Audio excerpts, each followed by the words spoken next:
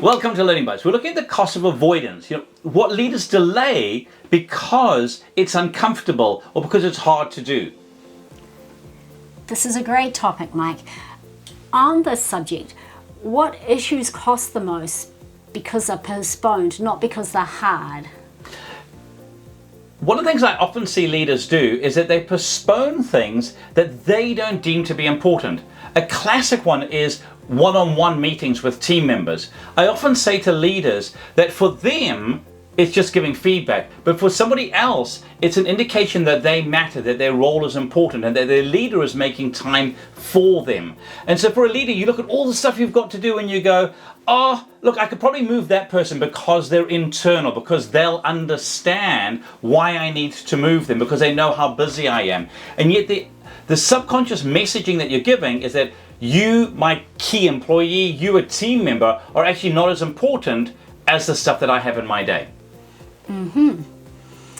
How do strong leaders approach conversations that others keep circling around then?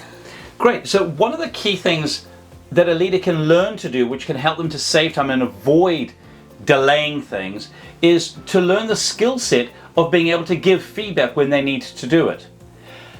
The key thing is to learn to catch your team doing things right. So if you can learn to give positive feedback on an ongoing basis, then when you do need to give some feedback that's going to help somebody redirect towards where they should be going, what a leader can do is they can ask empowering questions. How does that behavior or that incident align with our core values, align with our mission, align with our vision? So an empowering question is a great way of tackling something like that.